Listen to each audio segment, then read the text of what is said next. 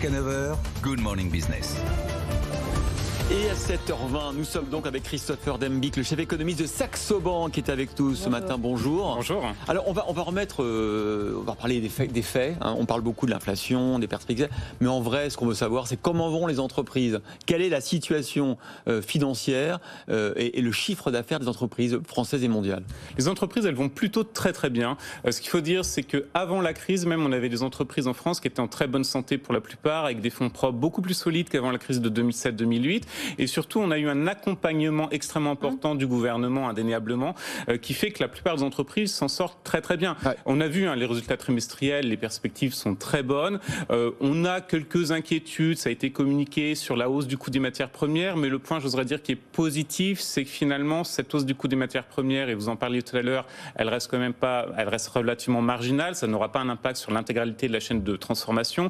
Et surtout, ce sont certains acteurs qui la répercutent plus que d'autres, notamment les sous-traitants. Donc on est quand même sur une économie et des entreprises en très bonne santé en sortie de crise. Est-ce que ça peut être remis en cause, soit par l'arrivée d'une quatrième vague parce que le virus est encore là, soit au contraire par la fin du virus grâce à la vaccination, mais finalement l'arrêt des aides? Alors les aides ne vont pas se terminer du jour au lendemain, oui. Que ce soit les aides budgétaires ou même finalement en termes de politique monétaire. Ça va être un grand sujet dans les prochains jours, mais oui. On ne va pas passer du jour au lendemain à des conditions notamment de refinancement qui vont être très dures pour les entreprises. Mais elles peuvent l'anticiper et avoir peur qu'il y ait une inquiétude. Alors, elles peuvent avoir une inquiétude, mais ça sera contrebalancé vraisemblablement par un bond de la consommation qui reste quand même très très bien présent et qu'on voit au niveau mondial, aussi bien en France, mais au niveau mondial. Le seul point sur lequel évidemment personne n'a de marge à l'heure actuelle, c'est sur la pandémie, mais force est de constater qu'avec les progrès de la vaccination, en tout cas dans les pays développés, on arrive à des zones où on espère en tout cas qu'on n'aura pas des reconfinements nationalisés, donc ça permet d'éviter ce gros risque qui était présent ces derniers mois. Ça veut dire, Christopher, que vous êtes toujours optimiste sur le moyen et le long terme, parce que c'est vrai que c'est quand même incroyable, cette crise qui dure depuis 1 an et demi, avec des rebondissements, et pourtant, effectivement, les entreprises vont bien. Le chômage en France est à 8%, on pensait qu'il serait à 10 ou 11. On a vu que les dividendes allaient battre des records, 1390 milliards de dollars selon la dernière étude pour cette année. Incroyable la résilience des entreprises. Ah, complètement. On avait de la chance, comme je vous le disais, elles étaient en très bonne santé avant la crise, on a eu un très bon accompagnement. Et finalement aussi, les crises sont des facteurs de restructuration des différents secteurs d'activité.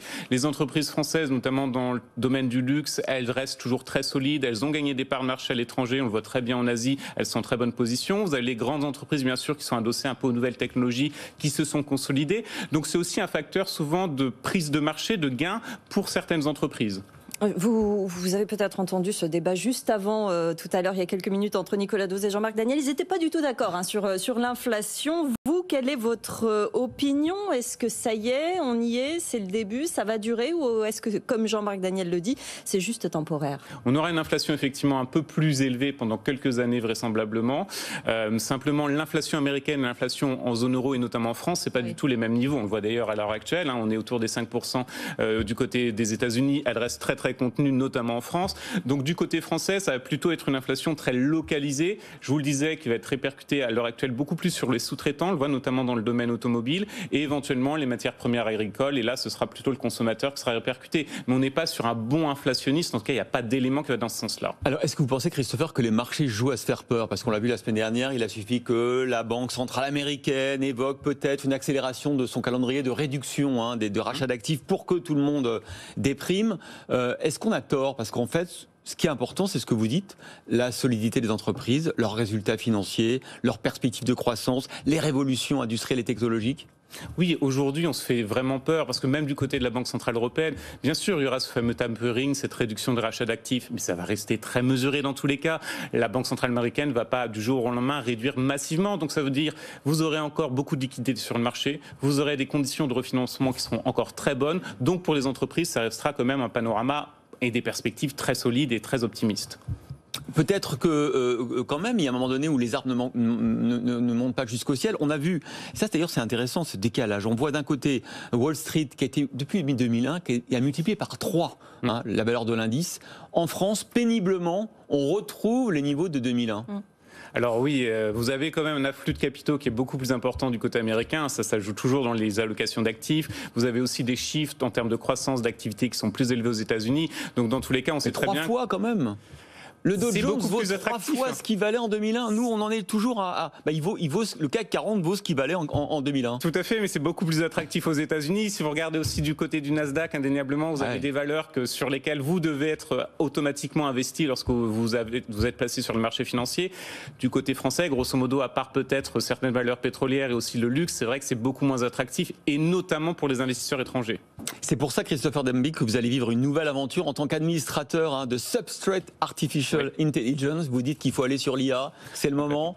Et qu'est-ce que vous allez faire dans cette société, du coup? Alors aujourd'hui, dans cette société, on a 4 piliers qui sont différents. Donc une société qui est spécialisée sur l'intelligence artificielle, avec des applications dans les énergies renouvelables, la formation, bien sûr les services financiers assez logiquement, et aussi dans le domaine du développement personnel. Ce qui est assez intéressant, c'est qu'aujourd'hui, on a essayé de nouer des partenariats avec des géants dans chaque secteur. Par exemple, dans le domaine des énergies renouvelables, avec Canadian Solar, qui est un acteur majeur dans ce domaine-là, Mapfre pour le domaine bancaire, notamment, et services financiers en Espagne, qui est un des leaders dans ce domaine.